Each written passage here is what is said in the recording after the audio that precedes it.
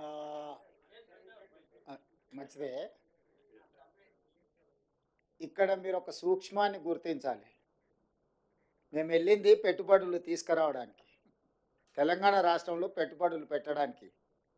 అది స్వరాష్ట్రమైన, స్వదేశమైన, విదేశీ సంస్థలైన వాళ్ళ దగ్గరున్న సొమ్ము తెలంగాణ రాష్ట్రంలో పెట్టుబడులుగా మార్చి పరిశ్రమలు పెడితే తద్వారా తెలంగాణ రాష్ట్ర ప్రభుత్వానికి పన్నుల రూపంలో ఆదాయం రావాలని, నిరుద్యోగ యువతి యువకులకు ఉద్యోగ ఉపాధి అవకాశాలు రావాలనేది మా లక్ష్యం. అందుకోసం మేము అక్కడికి వెళ్ళినాం.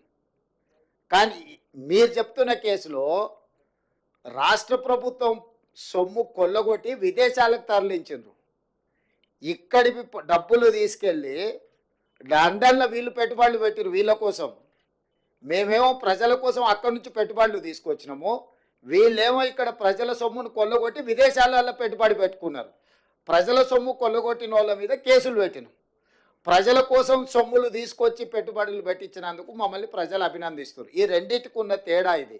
సరే, ఇక వెళ్ళి ఫిర్యాదు చేసిన ఆయన బానిస మనస్తత్వము, ఆలోచన విధానము, ఆయన ఏదో ఒక రోజు ఆ బానిస సంఖ్యలు తెంచుకోవాలని మేము కోరుకుంటున్నాం. ఎందుకంటే ఒక సంవత్సరంన్నర వెనక్కి వెళ్తే వారు ఏం మాట్లాడినరు, వారు ఈరోజు ఏం మాట్లాడుతున్నారు, వారు ఎవరి కోసం తాపత్రయపడుతున్నాడు, ఇవన్నీ మేము అందరం చూసినాం. కాబట్టి ఆ విషయాలతో అసలు విషయాన్ని పక్కదారి పట్టించవచ్చని వాళ్ళు ఏమన్నా అనుకున్నా అది వాళ్ళ భ్రమ.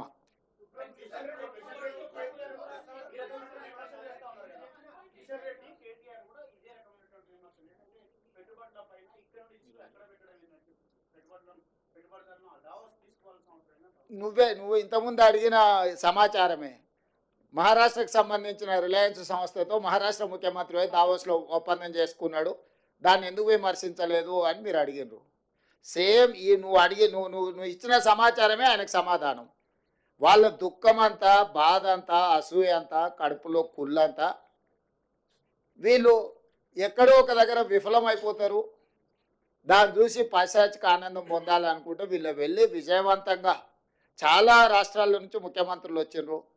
చాలా రాష్ట్రాలు వాళ్ళ ప్రభుత్వం యొక్క విధి విధానాలు అక్కడ చెప్పుకోవడం జరిగింది.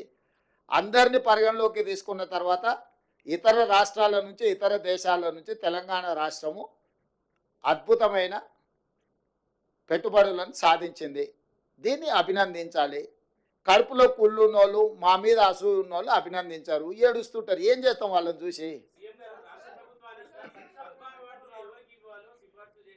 ఇప్పుడు పెట్టుబడుల గురించి మాట్లాడుకుందాం చారి గారు.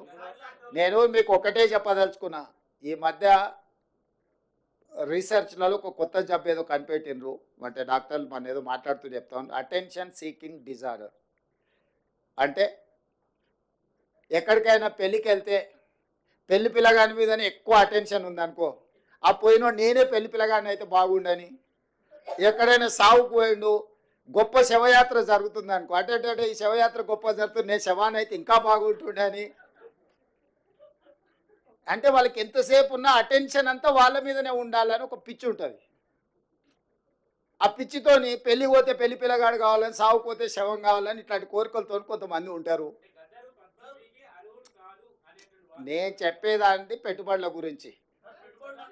ఈ పెట్టుబడులు, ప్రభుత్వము, విధి విధానాలు మేము వెళ్ళి ఆకర్షించి పెట్టుబడులు తేవడంతో, అరే వాళ్ళు ఎట్లా ఆకర్షిస్తారు, నేను పోయినప్పుడు ఎవరు రాలేదేంది, ఇప్పుడు వీళ్ళు పోగానే ఇంతమంది వస్తున్నారేంది, ఇన్ని పెట్టుబడులు వస్తున్నాయేందని ఈ అటెన్షన్ సీకింగ్ డిజార్డర్ అనే జబ్బుతోని ఒక ఆయన బాధపడుతుండు, ఇంకొక ఆయనకు మద్దతు ఇస్తుండు.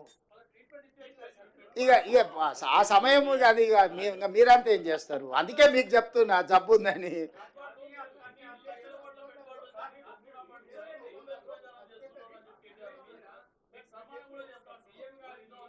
ఏంటి అండి?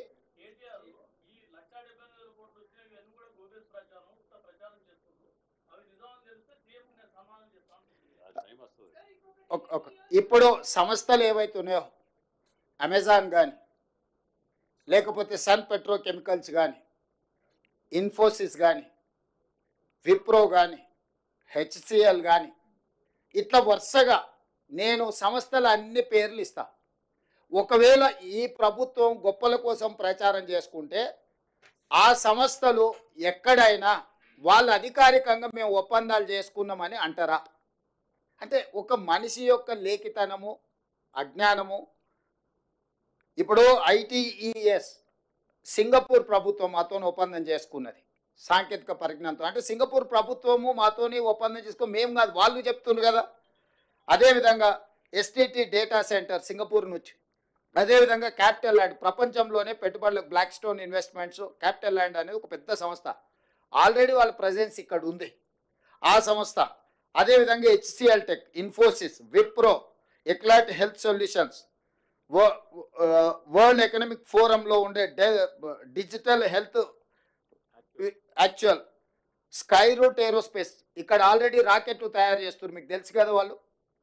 సో అదేవిధంగా జేఎస్డబ్ల్యూ గ్రూప్ అంటే జిందాల్ స్టీల్ వాళ్ళు, అదేవిధంగా అమెజాన్ వెబ్ సిరీస్, అదేవిధంగా ఇట్లాంటివి సిఫ్టీ టెక్నాలజీస్, ఇట్లా ఈ సంస్థలన్నీ ఇంకా చాలా ఉన్నాయి. నేను యువతల జేసీకే గ్రూపు, కంట్రోల్ ఎస్ డేటా సెంటర్స్లలో వాళ్ళు ఎంత క్వైట్ పాపులరో మీకు తెలుసు కదా.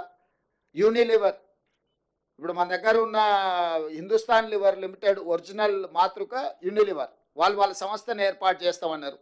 అదేవిధంగా సుహానా మసాలా, రామ్కీ గ్రూప్, యూబీఎస్, అంటే ఇట్లా ప్రపంచ స్థాయిలో పేరెన్నికగన్న సంస్థలు, వాళ్ళ ప్రతినిధులు, వాళ్ళ సిఇఓలు దావోస్ వరల్డ్ ఎకనామిక్ ఫోరంకి వచ్చి తెలంగాణ పెవిలియన్, మేము వాళ్ళ ఆఫీస్లోకి వెళ్ళలే, ఎక్కడైతే తెలంగాణ రాష్ట్ర ప్రభుత్వం యొక్క అధికారిక కార్యక్రమాలు నిర్వహించే స్థలం ఉన్నదో వాళ్ళు అక్కడికి వచ్చి అపాయింట్మెంట్ తీసుకొని తెలంగాణ రాష్ట్ర ప్రభుత్వంతో ఒప్పందం చేసుకున్నారు. ఇవాళ ఆ ఒప్పందాలను కూడా ఇప్పుడు ఆయన అన్నాడు కదా, ఈ లిస్టు మీకు అఫీషియల్గా మా ప్రతినిధులకు చెప్తాను, ఈ టోటల్ అఫీషియల్ డాక్యుమెంట్ మీకు రిలీజ్ చేస్తాం, ఏ సంస్థ నుంచి ఎన్ని వేల కోట్ల రూపాయలు ఒప్పందం చేసుకున్నాము. ఈ ఒప్పందాలను మా నుంచి సేకరించడం కాకుండా ఆ సంస్థల నుంచి మీరు క్రాస్ చెక్ చేసుకోండి, నిజంగానే ఈ సంస్థలు మీరు తెలంగాణ రాష్ట్ర ప్రభుత్వంతో ఒప్పందాలు చేసుకున్నారా, భవిష్యత్తులో మీరు తెలంగాణ రాష్ట్రంలో పెట్టుబడులు పెట్టదలుచుకున్నారా అని మీరు కనుక్కోండి.